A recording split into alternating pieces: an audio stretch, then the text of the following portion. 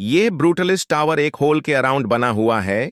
303 floor का structure जिसमें हर level पर 2 प्रिजनर्स होते हैं। अगर तुम्हें सिर्फ इतना ही पता हो तो सिंपल मैथ से ही समझ आ जाता है कि यह जगह ज्यादा टाइम स्पेंड करने लायक बिल्कुल नहीं है। द प्लेटफॉर्म एक स्पेनिश हॉरर थ्रिलर है जो एक वर्टिकल सिस्टम दिखाता है जहां इनमेट्स को खाना एक फ्लोटिंग स्लैब के थ्रू मिलता है जो धीरे धीरे हर लेवल से नीचे डिसेंड करता है। ऊपर वाले जो छोड़ देते हैं नीचे वालों को वही खाना पड़ता है, और बिल्कुल बॉटम में जो लोग होते हैं उनके लिए अक्सर कुछ भी नहीं बचता। लिटरली ये एक फूड चेन का सबसे नीचे वाला लेवल होता है। मैं अब क्वेश्चंस का जवाब देने वाला हूं, जैसे होल के बॉटम में क्या है, ये कौन है और पन्ना कौटा ही क्यों।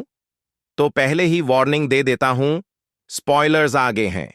यह समझना जरूरी है कि द प्लेटफॉर्म में ना कोई ट्रूली इविल विलन है और ना ही कोई कंप्लीटली गुड हीरो।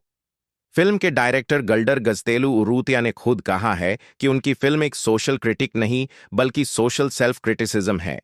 ये मूवी हमारी अपनी एम्पैथी की लिमिट्स के बारे में है और ये दिखाती है कि सोसाइटी के किसी भी लेवल पर एक अच्छा इंसान बनना कितना मुश्किल हो जाता है जब जो चीज हमारे पास है वो खतरे में हो। तो होले क्या रिप्रेजेंट करता है? इसमें रहने वाला हर इंसान किसी न किसी चीज के लिए स्ट्रगल कर रहा है जो वो डेस्परेटली चाहता है।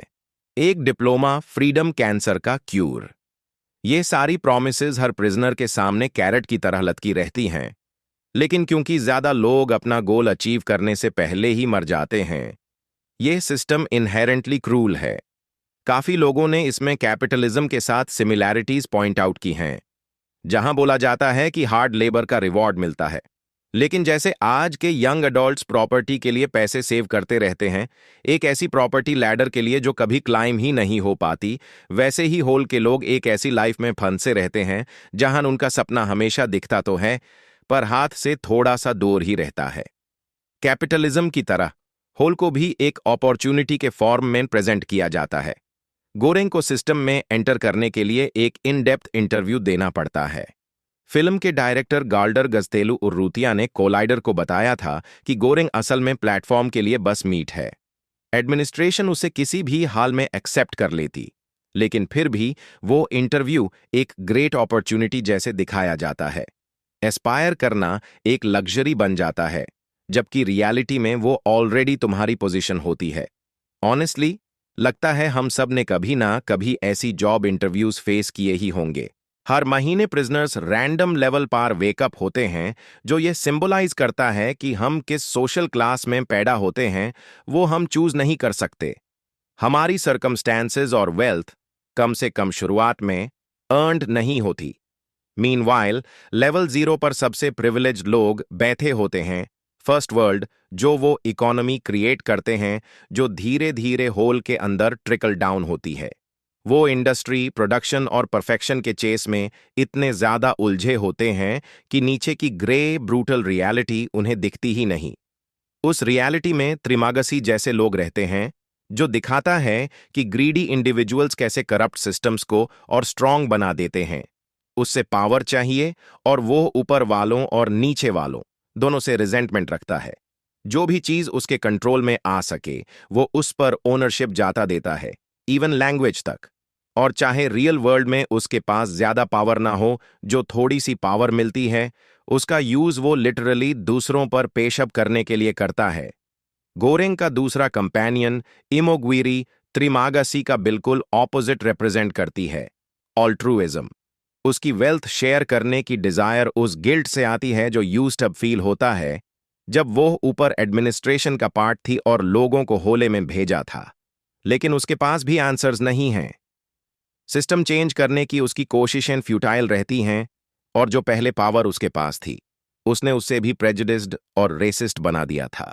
द प्लेटफॉर्म में एक ट्रू हीरो का ना होना पार्टली इसलिए है क्योंकि फिल्म मेकर्स ये सजेस्ट नहीं करना चाहते कि सोशलिज्म या कोई और सिस्टम परफेक्ट या बेटर है। जब गोरेंग और भारत प्लेटफॉर्म के साथ नीचे डिसेंड करते हैं ताकि खाना इक्वली शेयर करा जा सके, तो वो उन लोगों को ब्रूटली बीट करते हैं जो अग्रीमेंट के लिए बहुत ज्यादा डेस्परेट होते हैं। वो अपनी आइडियोलॉजी हर लेवल पर फोर्स कर देते हैं और इस प्रोसेस में उन्हीं लोगों को मार देते हैं जिन्हें वो हेल्प करना चाहते थे। उनका सोशलिस्ट मिशन खुद एक नया ऑपरेशन बन जाता है।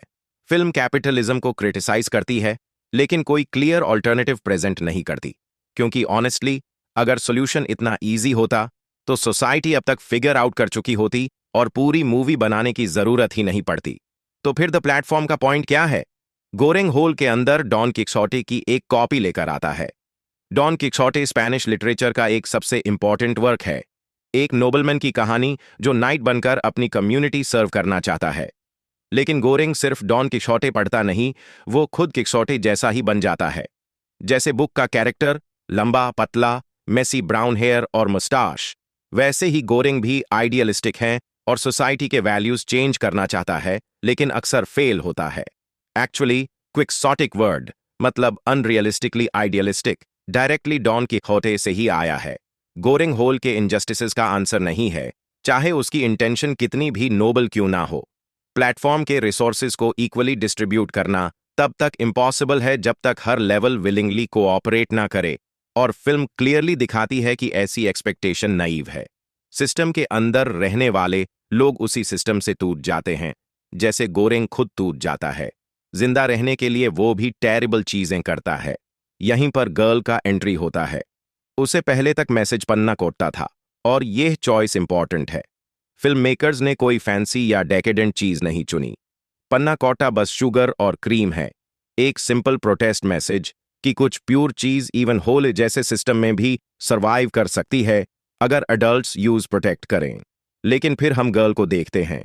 फिल्म के एंड में जब प्लेटफॉर्म वापस लेवल 0 की तरफ जा रही होती है, गोरेंग रियलाइज करता है कि वो चाइल्ड के साथ ऊपर नहीं जा सकता। उसका कैनिबलिज्म और मर्डर यूज टू करप्ट बना चुका है।